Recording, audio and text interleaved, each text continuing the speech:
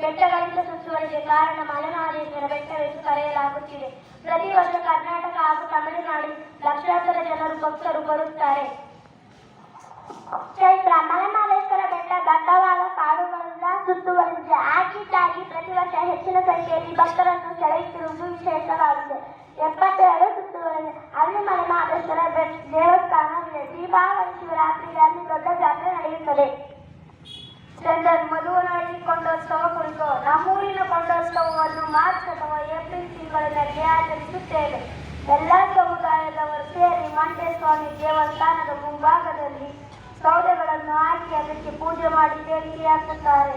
ಅದರ ಸುತ್ತಲೂ ಬಂಡಾಯಗಳ ಹೊತ್ತು ದೇವರ ಬುದ್ಧರು ಸುತ್ತುತ್ತಾರೆ.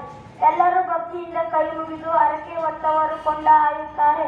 ಹಬ್ಬವನ್ನು ಆಚರಿಸುತ್ತೇವೆ. ಇದೇ ಮಧುವನಹಳ್ಳಿ ಕೊಂಡೋತ್ಸವ ಚಿತ್ರ. ಕೊಳ್ಳೇಗಾಲದ ಹೃದಯ ಭಾಗದಲ್ಲಿರುವ ಮರಳಿಗುಡ್ಡ ಬೆಟ್ಟ ಕಾಣುವ ವಿಹಂಗಮ ನೋಟ ಎಲ್ಲರನ್ನೂ ಸೆಳೆಯುತ್ತದೆ. ಮರಳಿಗುಡ್ಡದಲ್ಲಿ ಅನೇಕ ಔಷಧೀಯ ಸಸ್ಯಗಳಿವೆ ಮತ್ತು ಇಲ್ಲಿ ಮಲೆಮಹದೇಶ್ವರರು ಮಂಡಿಯೂರಿ ಕುಂದೂರು ಮಠವನ್ನು ನೋಡುತ್ತಾರೆ. ಅದಕ್ಕೆ ಮರಳಿಗುಡ್ಡ ಎಂದು ಹೆಸರು ಬಂದಿತು. ಮರಳಿಗುಡ್ಡ ನಮ್ಮ ತಾಲೂಕಿನ ಪ್ರಸಿದ್ಧವಾದ ಸ್ಥಳ. ಇದೇ ಮರಳಿಗುಡ್ಡ ಚಿತ್ರ. ಚಿಕ್ಕಲೂರು ಕ್ಷೇತ್ರ. ಚಿಕ್ಕಲೂರು ಎಂಬ ಗ್ರಾಮವು ತೆಳ್ಳನೂರು ಗ್ರಾಮ ಪಂಚಾಯಿತಿ ವ್ಯಾಪ್ತಿಯಲ್ಲಿ ಬರುತ್ತದೆ. ಚಾಮರಾಜನಗರ ಜಿಲ್ಲೆಯ ಕೊಳ್ಳೇಗಾಲ ತಾಲೂಕಿನ ಪ್ರಸಿದ್ಧ ಭಾಗವಾಗಿದೆ ಚಿಕ್ಕಲೂರು. ಚಿಕ್ಕಲೂರು ಕರ್ನಾಟಕದ ಚಾಮರಾಜನಗರ ಜಿಲ್ಲೆಯ ಕೊಳ್ಳೇಗಾಲ ತಾಲೂಕಿನ ಪ್ರಸಿದ್ಧ ಯಾತ್ರಾ ಕ್ಷೇತ್ರ. ಚಿಕ್ಕಲೂರು ಸಿದ್ದಪ್ಪಾಜಿ ಕ್ಷೇತ್ರವಾಗಿದ್ದು ಪ್ರತಿ ವರ್ಷ ಜನವರಿಯಲ್ಲಿ 5 ದಿನಗಳು ದೊಡ್ಡ ಜಾತ್ರೆ ನಡೆಯುತ್ತದೆ.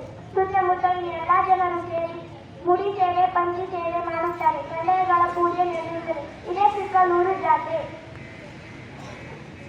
ಚಾಮರಾಜನಗರ ಜಿಲ್ಲೆಯ ಕೊಳ್ಳೇಗಾಲ ತಾಲೂಕಿನಲ್ಲಿರುವ ಕುರುಬರ ಕಟ್ಟಿ ಕ್ಷೇತ್ರವು ತುಂಬಾ ಪ್ರಸಿದ್ಧವಾಗಿದೆ. ಮಂಟೇಸ್ವಾಮಿ ಧರಣಿ ದೊಡ್ಡವರ ಸನ್ನಿಧಿಯಾಗಿದ್ದು ಪ್ರತಿ ಸೋಮವಾರ ಶುಕ್ರವಾರ ಜನರು ಅಲ್ಲಿಗೆ ಹೋಗಿ ಪೂಜೆ ಸಲ್ಲಿಸಿ ಹರಕೆ ಹೊತ್ತು ಕುರಿ ಕೋಳಿ ಕಡಿದು ಅಡುಗೆ ಮಾಡಿ ಅರ್ಪಿಸುತ್ತಾರೆ. ಇಲ್ಲಿ ಕಡ್ಡಾಯಗಳ ಪೂಜೆ ನಡೆದು ಮಣಿ ಕಟ್ಟಿಸಿ ದೇವರ ಗುಡ್ಡಗಳನ್ನು ಮಾಡುತ್ತಾರೆ.